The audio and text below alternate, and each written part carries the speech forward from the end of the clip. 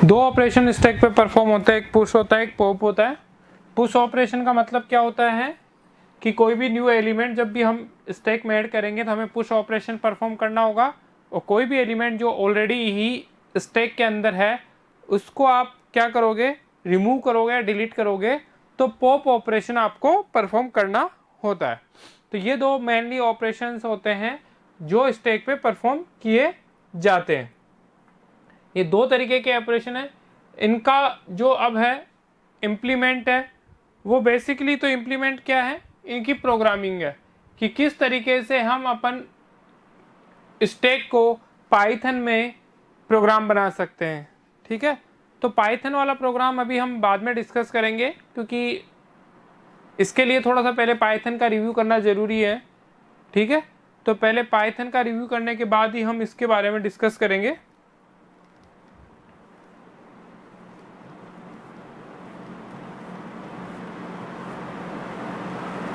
अब इसमें दूसरा टॉपिक आता है हमारा notation for arithmetic expression. Notation for arithmetic expression का मतलब क्या है उसके बारे में डिस्कस करते हैं कि जब भी हम कोई अर्थमेटिक एक्सप्रेशन लिखते हैं, ठीक है ना, यूजिंग ऑपरेटर, तो कोई भी अर्थमेटिक एक्सप्रेशन दो चीज़ों से लिखा जाता है। दो चीज़ उसके अंदर होती है, ऑपरेटर एंड ऑपरेंड्स।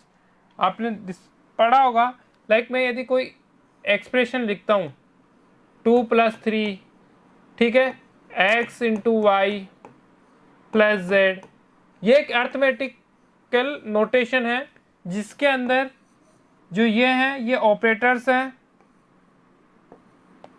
ऑपरेंड है, और ये जो दोनों है वो ऑपरेटर है। वो क्या है, ऑपरेटर्स है। तो जब कभी भी हम कोई भी मैथमेटिकल एक्सप्रेशन लिखते हैं उसको पैरेंथेसिस में लिखते हैं, तो उस पैरेंथेसिस को लिखने का एक रूल होता है।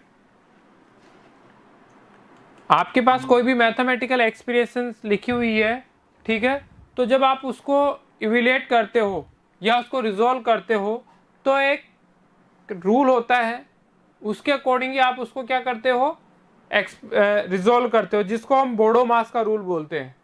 आपने पढ़ा होगा बोडो मास का रूल। ठीक है, सबसे पहले bracket and then open parenthesis, divide, multiply, addition and subtraction. ये सबसे पहले अपन ओपन करके इन पे एक्सप्रेशन करते हैं। ठीक है, तो नोटेशन क्या है कि जो रिप्रेजेंट करने का वे है किसी भी अर्थमेटिकल एक्सप्रेशन को। अब हम यहाँ पे डिस्कस करेंगे कि तीन तरीके से नोटेशंस, हम अर्थमेटिक एक्सप्रेशन को तीन तरीके से रिप्रेजेंट कर सकते हैं। मतलब जो ये एक्सप्रेशन लिखा है हमने x plus Y minus Z, ठीक है, इसको आप तीन अलग अलग तरीके से रिप्रेजेंट कर सकते हो। तो नोटेशन का मतलब क्या हुआ, किसी भी मैथमेटिकल एक्सप्रेशन को जो रिप्रेजेंट करने का वे होता है वो नोटेशन कहलाता है। सो अब हम बात कर रहे हैं कि पोलिश मैथमेटिशियन ने 1920 के अंदर different way of represent arithmetic expression, उसने अर्थमेटिक एक्सप्रेशन को रिप्रेजेंट करने के डिफरेंट वे बताया, which is called Polish notation. तो पोलिश नोटेशन क्या होता है कि जैसे कोई भी आप एक्सप्रेशन लिखा आपने, फॉर एग्जाम्पल मैं लिखता हूं x plus Y into Z divide by x minus Y plus Z, ये मेरा एक्सप्रेशन है। ठीक है, इसको मैंने इस तरीके से लिखा है। तो इन्होंने पोलिश नोटेशन में क्या किया कि जो ऑपरेटर्स है वह किससे पहले लिखे जाते हैं, ऑपरेंड से पहले लिखे जाते हैं।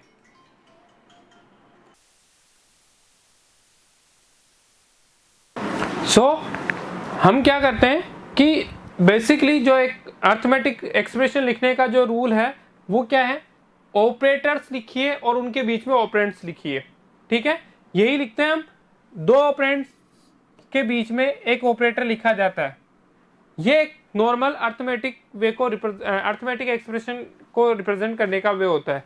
आपने जितनी भी एक्सप्रेशन अभी अर्थमेटिक में पढ़ी होगी वो सब इसी तरीके की पढ़ी होगी, एक्स वाई प्लस जेड या फिर ए बी माइनस सी। तो इस तरीके से ऑपरेटर्स जो है वो ऑपरेंड्स के मिड में लिखे जाते हैं। बट यहाँ पे क्या होगा कि जो ऑपरेटर्स है वो ऑपरेंड से पहले या बाद में लिखे जाएंगे, तो इसको हम बोलते हैं पोलिश नोटेशन। क्या बोलते हैं इसको? Polish notation. मतलब जो ऑपरेटर्स है वह यहां नहीं लिख के आती, हम इसको मैं रिप्रेजेंट करूं माइनस एक्स वाई और प्लस जेड, या फिर मैं रिप्रेजेंट करूं माइनस प्लस एक्स वाई और जेड। यदि इस एक्सप्रेशन को मैं इस तरीके से रिप्रेजेंट कर रहा हूं कि जो ऑपरेटर्स हैं वो ऑपरेंड से पहले लिखे जा रहे हैं, तो वो क्या होगा? हमारा पोलिश नोटेशन होगा। तो पोलिश नोटेशन क्या है? डिफरेंट वे है किसी अर्थमेटिक एक्सप्रेशन को रिप्रेजेंट करने का, जिसके अंदर क्या होगा? Operators are return before the operands. जो ऑपरेंड्स है उससे पहले क्या लिखे जाएंगे? ऑपरेटर्स लिखे जाएंगे। देखिए ये दो ऑपरेटर पहले इन ऑपरेंड्स के पहले लिखे गए हुए हैं, तो इसको हम बोलते हैं पोलिश नोटेशन।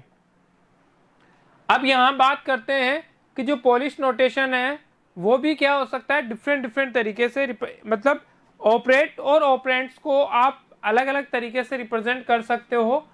ठीक है, फॉर एग्जाम्पल यदि मेरे पास किसी एक्सप्रेशन को मेरे को रिप्रेजेंट करना है, एक्सप्रेशन एक्स प्लस वाई, तो मैं इसको प्लस एक्स वाई रिप्रेजेंट कर सकता हूँ, एक्स वाई प्लस भी रिप्रेजेंट कर सकता हूँ। तो ये डिपेंड है कि मैं किस टाइप का नोटेशन यूज कर रहा हूँ। तो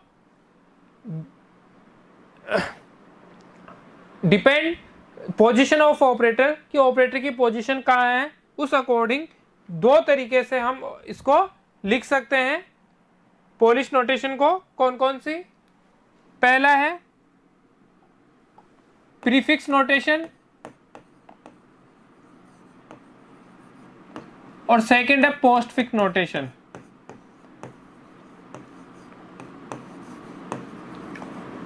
मतलब आप किसी अर्थमेटिकल नोटेशन को दो तरीके से रिप्रेजेंट कर सकते हो, किसी पोलिश प्रीफिक्स नोटेशन और प्रीफिक्स पोलिश नोटेशन और पोस्टफिक्स पोलिश नोटेशन।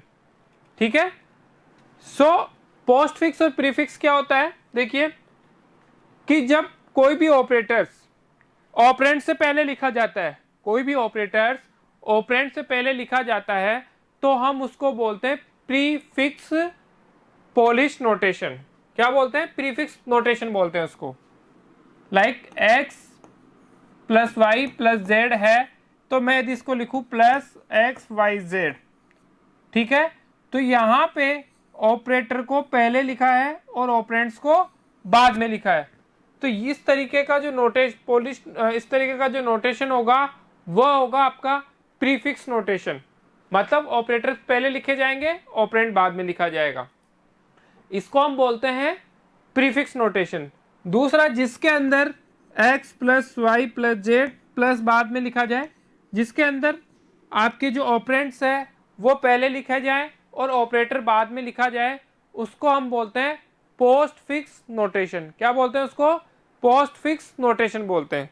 तो दो तरीके के नोटेशन हुए, prefix notation and postfix notation. By reversing this logic, we can write an expression by putting operator of their operands. X plus y can be written as xy plus. This is called reverse Polish notation और postfix notation. तो postfix notation मतलब क्या हुआ? उसको reverse notation भी हम बोल सकते हैं, जिसके अंदर आपने जो ऑपरेटर्स हैं वो ऑपरेंड्स के बाद में लिख रहे हो, तो उसको हम बोलते हैं पोस्टफिक्स नोटेशन। अब देखिए कि किस तरीके से हम एक नोटेशन है उसको इनफिक्स, प्रीफिक्स और पोस्टफिक्स। इनफिक्स जो आपको दी हुई इक्वेशन है, लाइक देखिए इनफिक्स का मतलब क्या होता है?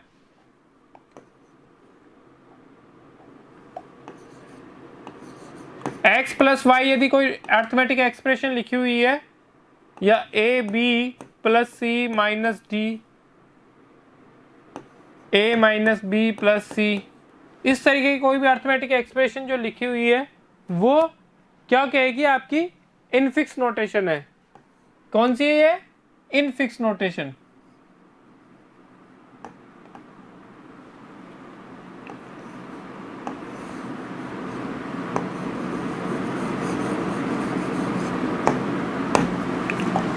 इसको हम बोलते हैं infix notation. So now discuss करते हैं कि कितने टाइप के नोटेशंस है और उनको किस तरीके से रिप्रेजेंट करते हैं। पहला है इनफिक्स।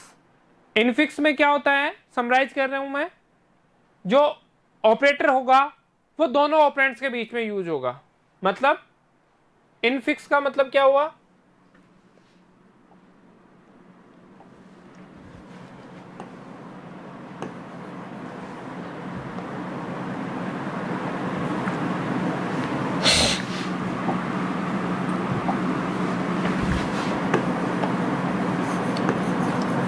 इनफिक्स का मतलब हुआ a plus b minus c, x y plus z minus p या क्यू।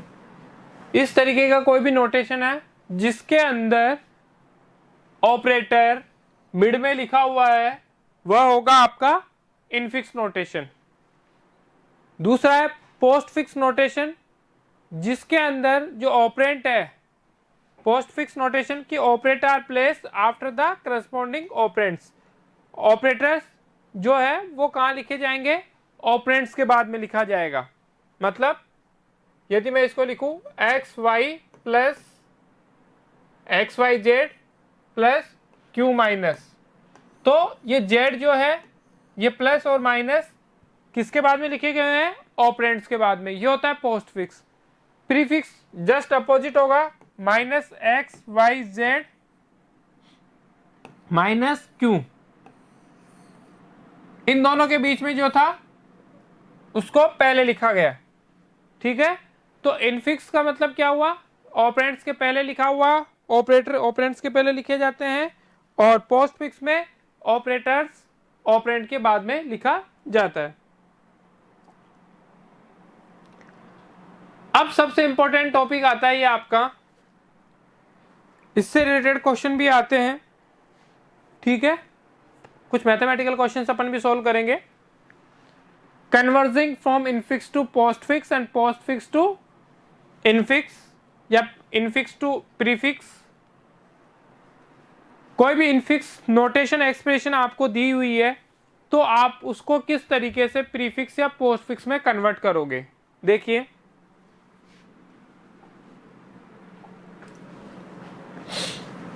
एक इक्वेशन लिखी हुई है x plus Y minus z plus p into q. ये एक इक्वेशन लिखी हुई है, यह भी जो लिखी हुई है वो इनफिक्स फॉर्म में लिखी हुई है। किस में लिखी हुई है, इनफिक्स फॉर्म के अंदर, इनफिक्स एक्सप्रेशन में लिखी हुई है। आपको इसको कन्वर्ट करना है पोस्ट फिक्स के अंदर। पोस्ट फिक्स या लेट सपोज, हाँ पोस्ट फिक्स में कन्वर्ट करना है। मतलब जो ये ऑपरेटर्स है ये ऑपरेंट्स के बाद में आने चाहिए। तो ये कैसे परफॉर्म करोगे कि आपको यदि कोई इक्वेशन दे दी जाए, लेट सपोज कि आपके पास जो इक्वेशन है, सिंपल से एक इक्वेशन ले लेता हूँ x plus y divided by z. इसको कन्वर्ट करना है, ये इनफिक्स में लिखी हुई है, पोस्ट फिक्स में लिखना है इसको। पोस्ट फिक्स का मतलब क्या हुआ कि आपको जो प्लस और जो डिवाइड है इनको कहाँ लिखना है, ऑपरेंड्स के बाद में लिखना है। कहाँ लिखना है, ऑपरेंड्स के बाद में लिखना है। तो वह कैसे परफॉर्म करोगे, देखिए। It is easy for humans to equate an infix expression. Consider an infix expression this. While going from left to right, we first encounter plus operator, but we do not add x plus y. Rather, equate y divided by z. अब हम जब भी ये equation perform करते हैं, कोई भी arithmetical equation आप परफॉर्म करते हो, तो मैं बताना चाहूँगा कि जैसे आपको दिया हुआ है 2 + 5 या 2 + 15 डिवाइड बाई 3। तो क्या आप इसको जो सोल्व करोगे किस तरीके से सोल्व करोगे? सबसे पहले क्या आप 2 + 15 को ऐड करके डिवाइड बाई 3 करोगे, या पहले सबसे पहले 15 को डिवाइड बाई 3 करके और फिर ऐड करोगे? तो इस इक्वेशन को सोल्व करने के लिए हमें पता है कि हम सबसे पहले अकॉर्डिंग टू बोडो मास जो हाईएस्ट प्रायोरिटी होती है वो डिवाइड की होती है, तो पहले डिवाइड सोल्व करेंगे। मतलब 15 डिवाइडेड बाई 3 5 + 2, तो इसका आंसर होगा 7। इस एक्सप्रेशन का आंसर क्या होगा? 7 होगा। तो इस तरीके से आप सोल्व करते हो कि जिसकी प्रायोरिटी ज्यादा होती है उसको सबसे पहले आप सोल्व करते हो। ठीक है, तो डिवाइड और जो मल्टीप्लिकेशन है उनकी प्रायोरिटी सबसे टॉप पे होती है, या सबसे टॉप की होती है square, then multiply and divide, then plus और माइनस। सबसे पहले यदि स्क्वायर होगा तो सबसे पहले स्क्वायर सोल्व होगा, फिर डिवाइड एंड मल्टीप्लाई सोल्व होगा, फिर प्लस और माइनस सोल्व होगा। तो हमारे लिए ये इजी है कि इनफिक्स के अंदर कोई एक्सप्रेशन लिखा हुआ है तो उसको सोल्व करना हमारे लिए क्या है? इजी है कि आप इनफिक्स के एक्सप्रेशन को इजीली सोल्व कर सकते हो एज कंपैरिजन पोस्टफिक्स या प्रीफिक्स एक्सप्रेशन। क्यों? क्योंकि हम जिसकी प्रायोरिटी ज्यादा होती है सबसे पहले उसको रिजोल्व करते हैं, फिर जो सेकंड प्रायोरिटी का ऑपरेटर होता है उसको रिजोल्व करते हैं। तो बोडो मास का रूल्स का फॉलो करते हुए हम इन इक्वेशंस को रिजोल्व करते हैं। How we pass this precedence knowledge to the computer through an express. अब हम बात करते हैं कि यदि कंप्यूटर को ये एक्सप्रेशन सोल्व करनी है तो वो कैसे सोल्व करे। ठीक है, मतलब वो कैसे इसको प्रीफिक्स या पोस्टफिक्स एक्सप्रेशंस को सोल्व करे उसके बारे में हम डिस्कस करेंगे। तो in contrast prefix or postfix expression do not have to deal with such precedency because the operator are already positioned according to their order of evaluation। अब postfix और prefix में क्या होगा कि जैसे हम बोडो मास का रूल अप्लाई करते हैं वो यहाँ पे नहीं अप्लाई होगा। यहाँ पे ऑलरेडी क्योंकि उन ऑपरेटर की पोजीशंस पहले से ही डिसाइड है कि पहला कौन सा ऑपरेटर रिजोल्व होगा और बाद में कौन सा ऑपरेटर रिजोल्व होगा पोजीशंस के अकॉर्डिंग। अभी हम पोजीशन नहीं देख रहे थे बोडो मास में, हम उसकी प्रायोरिटी देखते थे कि पहले डिवाइड वाला सोल्व होगा देन प्लस वाला सोल्व होगा। यहाँ पे जो ऑपरेटर जिसकी पोजीशन पहले है तो वो पहले ही सोल्व होगा according to position, not the priority of operator. क्योंकि ऑपरेटर की प्रायोरिटी नहीं देखते हुए हम पोजीशन के अकॉर्डिंग उनको सोल्व करेंगे, क्योंकि जो उनकी पोजीशन के अकॉर्डिंग उनका ऑर्डर इक्विलेट होता है। Hence a single tracing from left to right is sufficient to the equate an expression। तो कोई भी एक्सप्रेशन को जब सोल्व करेंगे तो हमें लेफ्ट टू राइट मूव होना होगा। कहां किधर मूव होना होगा? Left to right. तो in this section we will learn about conversion of an arithmetic expression written in infix notation to postfix notation using a stack. Stack का use करते हुए कैसे हम एक इनफिक्स नोटेशन को कन्वर्ट कर सकते हैं आपकी पोस्टफिक्स नोटेशन के अंदर, उसके बारे में हम यहाँ पे डिस्कस करेंगे कि किस तरीके से हम एक जो नोटेशन दी हुई है जो कि आपकी इनफिक्स में दी हुई है उसको आप पोस्टफिक्स में कैसे कन्वर्ट करोगे। During such conversation a stack is used to keep track of the operator encountered in the infix expression and a variable of string type is used to equivalent postfix expression। तो इसके अंदर जब कभी भी हम infix notation को postfix में convert करेंगे तो हमें एक स्टैक की रिक्वायर होगी। हम बिना स्टैक के उसको कन्वर्ट नहीं कर सकते हैं। A variable of string type is use to store equivalent postfix expression, और उस पोस्टफिक्स एक्सप्रेशन को एक स्ट्रिंग टाइप का वेरिएबल स्टोर करेगा। कौन सा वेरिएबल स्टोर करेगा? स्ट्रिंग टाइप का वेरिएबल स्टोर करेगा। अब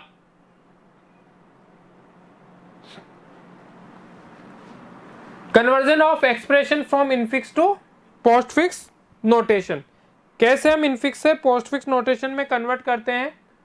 तो सबसे पहले इसकी जो एल्गोरिथम है वो बहुत ही इजी है।